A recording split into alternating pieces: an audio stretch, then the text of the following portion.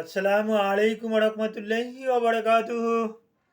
জি, আমি ডাক্তার মীর শহীদুল ইসলাম, ঐতিহ্যবাহী শেখঘাট সিলেট থেকে আপনাদের মাঝে সংযুক্ত হয়েছি। সিলেটে এখন পরিস্থিতি বেশি একটা ভালো না, বন্যা চলতেছে। আজ ঈদুল আজহার দিন, কুরবানির দিন।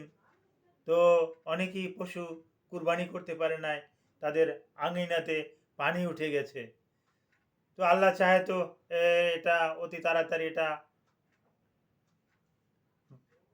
হয়ে যেতে পারে, আল্লাহর রহমতে এটা সঠিক হয়ে যেতে পারে। জি দর্শক শ্রোতা, আশা করি মহান রব্বুল আলমিন আপনাদেরকে ভালো রেখেছেন। মহান রব্বুল আলমিনের অশেষ রহমতে আমিও এক প্রকার ভালো আছি। জি দর্শক শ্রোতা,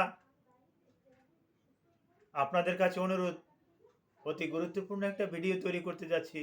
ভিডিওটা না টেনে পুরো ভিডিওটা দেখলে আপনি উপকৃত হবেন। আপনি উপকৃত হলে আপনি আর অন্য অন্য দশজনকে বলতে পারবেন, তারাও উপকৃত হবে। আর ভিডিওটা যদি আপনার ভালো লাগে, সাবস্ক্রাইব করবেন, বেল আইকনে ক্লিক করে অল নোটিফিকেশনে শেয়ার দিয়ে রাখবেন। অবশ্যই আমার আপডেট ভিডিওগুলো পরবর্তীতে আপনি পেয়ে যাবেন। জি, অনেক ভাই বোনদের অনুরোধ, তারা ওই পার্সোনালি জিজ্ঞাসা করে ভিটামিন ডি সম্পর্কে। তো আজকে যে আলোচনা করব চিকিৎসা বিজ্ঞানের অত্যন্ত গুরুত্বপূর্ণ একটা আলোচনা, এটা ভিটামিন ডি এর উপরে আলোচনা করব। এর উপকারিতা এবং অপকারিতা, এটা কোথায় পাওয়া যায়, এটা শরীরে বেশি থাকলে কি হয়, শরীরে কম থাকলে কি হয়, হ্যাঁ, কম থাকলে বোঝার উপায় কি, বেশি থাকলে বোঝার উপায় কি, এই ব্যাপারে আমি অল্প সময়ের ভিতরে বিস্তারিত আলোচনা করার চেষ্টা করব। তো প্রথমেই আসছি ভিটামিন ডি। এই ভিটামিন ডি3, এটা আমরা চিকিৎসা বিজ্ঞানের ভাষায় বলি কোলিক্যালসিফেরল। এই কোলিক্যালসিফেরলের অনেকের শরীরে ডিফিসিয়েন্সি থাকে। এই ডিফিসিয়েন্সি থাকার একটা কারণ হলো, যারা ভেজিটেরিয়ান, যারা শাকসবজি খায়, তাদের ক্ষেত্রে কিন্তু এই ডিফিসিয়েন্সিটা থাকে। ডিফিসিয়েন্সি মানে ঘাটতি, এই ঘাটতিটা থাকে।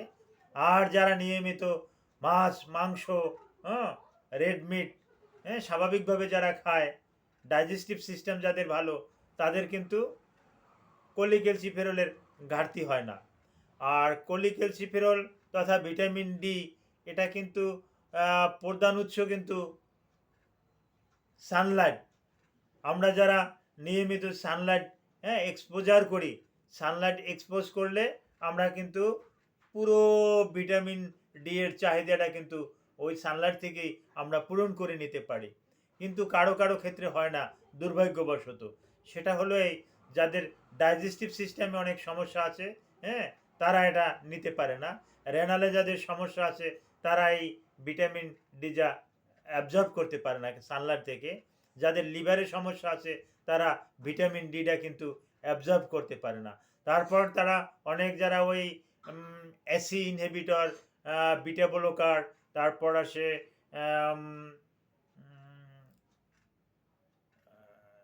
অ্যাসি ইনহিবিটর, এগুলো যারা নিচ্ছেন, যারা দীর্ঘদিন খিঁচুনিজনিত কারণে, বিশেষ করে খিঁচুনির কারণে যেগুলো দেওয়া হয়, এই সমস্ত ওষুধগুলো যারা নিচ্ছেন, একটা ওষুধ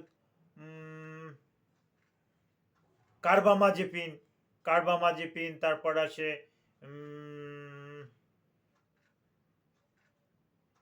ফেনোবারবিটাল। নামগুলো আমার হাতের কাছে তো আর কাগজ নাই, যার পরিপ্রেক্ষিতে একটু কষ্ট হয়। হ্যাঁ, ফেনোবারবিটাল, কার্বামাজেপিন, এগুলো যারা নিচ্ছেন, হ্যাঁ, তাদের ক্ষেত্রে কিন্তু ভিটামিন ডি তথা কোলিক্যালসিফেরল কিন্তু অ্যাবজর্ব হয় না। তাদেরও কিন্তু এক্সট্রা কিন্তু কোলিক্যালসিফেরল নিতে হয়। এক্সট্রা কোথায়? বেশ কিছু সাপ্লিমেন্ট বাজারে পাওয়া যায়, হ্যাঁ, ক্যাপসুল আকারে, ট্যাবলেট আকারে, ইনজেক্টেবল আকারে পাওয়া যায়। এগুলো আমরা রোগীদেরকে সাজেস্ট করে থাকি। আর সবচাইতে, হ্যাঁ, এগুলোও যারা নানান প্রাকৃতিকভাবে বলি, এই কদিন আগে যে আমি একটা চিয়া সিডের উপরে একটা করছি, এই সি অ্যাসিডের ভিতরে হ্যাঁ দুধের থেকেও 5 গুণ বেশি হ্যাঁ ওই ভিটামিন ডি3 তথা কোলিক্যালসিফেরল এর ভিতরে বিদ্যমান। হ্যাঁ আর দুধের ভিতরে আছে, ইয়োগার্টের ভিতরে আছে, ব্রোকলির ভিতরে আছে, স্যালমন ফিশে আছে, টুনা ফিশে আছে, ডিমের ভিতরে আছে, হ্যাঁ all kinds of red meat, যত রকমের লাল মাংস আছে, হ্যাঁ এগুলোর ভিতরে প্রচুর পরিমাণে কোলিক্যালসিফেরল তথা ভিটামিন ডি আছে।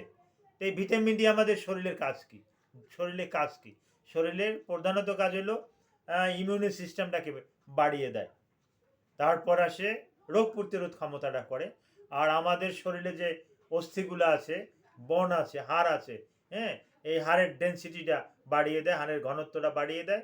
আর ভিটামিন ডি3 ঘাটতি থাকলে আমাদের যে এই বন, হ্যাঁ এই যে হাড্ডি আছে, এই হাড়ের ক্ষয় হইতে থাকে। হ্যাঁ বিশেষ করে যার পরিপ্রেক্ষিতে আমরা osteoporosis, osteo arthritis, rheumatoid arthritis, ankylosing spondylitis এরকমের বড় বড় ধরনের রোগের সম্মুখীন কিন্তু আমরা হয়ে থাকি। হ্যাঁ আর ভিটামিন ডি এ কিন্তু ক্যালসিয়ামটাকে কিন্তু অ্যাবজর্ব করবে। অন্য অন্য জিঙ্ক, তারপর আসে ক্যালসিয়াম, আরও বেশ কিছু ভিটামিন, হ্যাঁ এগুলাকে কিন্তু calcium carbonate, calcium gluconate, calcium lactate, হ্যাঁ এগুলাকে, হ্যাঁ কোরাল সোর্স ক্যালসিয়াম, হ্যাঁ এগুলাকে কিন্তু অ্যাবজর্ব করবে কোলিক্যালসিফেরল ভিটামিন ডি। এখন হ্যাঁ ভিটামিন ডি এর অভাব হলে এগুলো কিন্তু অ্যাবজর্ব হতে পারে না। আর এটা বিশেষ একটা জায়গাতে জমা হয়, বিশেষ করে আমাদের ডাইজেস্টিভ সিস্টেমের একটা জায়গা আছে, মোটা একটা জায়গা, হ্যাঁ পায়খানার রাস্তার অ্যানাসের উপরে, রেকটালের উপরে, যেটাকে আমরা সিগময়েড কোলন বলি। এই সিগময়েড কোলনটা সবচাইতে বেশি মুভিং হয়, নড়াচড়া করে। হ্যাঁ অ্যানাটমির তে আমরা এটা সরাসরি এটা দেখেছি। হ্যাঁ এই সিগময়েড কোলনটা বেশি নড়াচড়া করে। আর এই সিগময়েডের গায়ে লাগানো থাকে হ্যাঁ বিভিন্ন রকমের ভিটামিন, ক্যালসিয়াম এগুলো লাগানো থাকে। হ্যাঁ ওখানে যখন পায়খানাটা যায়, পিচ্ছিলভাবে অটোমেটিক্যালি পায়খানাটা অ্যানাস দিয়ে পড়ে যায়, ধরে রাখতে পারে না। হ্যাঁ এটা ওই ভিটামিন তথা calcium carbonate, calcium lactate, calcium gluconate এগুলো পর্যাপ্ত হওয়ার পরিপ্রেক্ষিতে, হ্যাঁ যখন আপনার ভিটামিন ডি এর ঘাটতি থাকবে, ভিটামিন ডি খেলে হ্যাঁ আপনার ওটা কিন্তু শরীরে কিন্তু অ্যাবজর্ব হয়ে যাবে। আরও কীভাবে অ্যাবজর্ব হয় এগুলো আমি পর্যায়ক্রমে আসবো। এখন আমি আসছি ভিটামিন ডি3 যদি পর্যাপ্ত পরিমাণে কারো শরীরে হওয়া থাকে তাহলে কি হতে পারে, কি কি ক্ষতি হতে পারে। পর্যাপ্ত পরিমাণে যদি থাকে তাহলে টেন্ডেন্সি অফ ভমিটিং, বমি বমি ভাব হতে পারে, বমি হয়, মাথা ঘুরায়, হ্যাঁ শরীরে অস্বস্তি লাগে, জ্বালা পোড়া করে, হ্যাঁ শরীরের বিশেষ করিয়া বগলের নিচে কুস্কিতে প্রচুর পরিমাণে ইচিং হয়, খাবজানি হয়। হ্যাঁ এগুলো আমরা কিন্তু সচরাচর রোগীদেরকে কিন্তু দেখে দেখি বেশি হলে। হ্যাঁ আর যদি কম হয় তাহলে তার ওই দুর্বল দুর্বল ভাব থাকে, তারও কিন্তু আবার ওই একই ওই বমি বমি ভাব থাকে, আবার বমি বমি বমি হয়েও যায়। দেখেন এখানে ক্যালসিয়াম তথা ভিটামিন ডি3 কোলিক্যালসিফেরল এটা বেশি থাকলেও বোঝার সাধ্য নাই, কম থাকলেও বোঝার সাধ্য নাই। কম থাকলেও বমি বমি ভাব হতে পারে, বেশি থাকলেও আবার বমি বমি ভাব থাকতে পারে। তবে হ্যাঁ আমরা চিকিৎসকরা কিন্তু হ্যাঁ আলহামদুলিল্লাহ এটা কিন্তু বুঝি যে কার ভিটামিন ডি আছে, কার ভিটামিন ডি দরকার আছে, কার ভিটামিন নাই। হ্যাঁ এগুলো আমরা রোগীদেরকে যখন আমরা অ্যানালাইসিস করি তখন কিন্তু আমরা এটা বুঝে নিতে পারি। হ্যাঁ আর একটা গুরুত্বপূর্ণ বিষয়, হ্যাঁ ভিটামিন ডি3 এটা কিন্তু একটা হরমোনালটাকে কিন্তু ইমব্যালেন্স করে। এটা কিন্তু মেল ফিমেল উভয়ের যে বিভিন্ন রকমের হরমোনাল আছে এই হরমোনালটাকে ইমব্যালেন্স করে। তারপর আসে বিশেষ করে পুরুষের যে একটা হরমোন আছে টেস্টোস্টেরন হরমোন, এই টেস্টোস্টেরন হরমোনটাকে কিন্তু সেক্রেশন করতে কিন্তু ভিটামিন ডির ভূমিকা অপরিসীম। যাদের এই ভিটামিন ডি এর ডেফিসিয়েন্সি আছে তাদের কিন্তু বিশেষ করে ওই ইরেকটাইল ডিসফাংশন, প্রিমেচিউর ইজাকুলেশন এগুলো হয়ে থাকে। অর্থাৎ ভিটামিন ডি পুরুষের বিশেষ করে যতগুলো ওই অর্গান আছে, সেক্সুয়াল অর্গান আছে, হ্যাঁ স্ক্রুটাম, টেস্টিস, হ্যাঁ প্যানিস, হ্যাঁ এর সব জায়গাতে কিন্তু ওই প্রত্যেকটা অঙ্গ প্রত্যঙ্গে কিন্তু কোলিক্যালসিফেরল বিদ্যমান।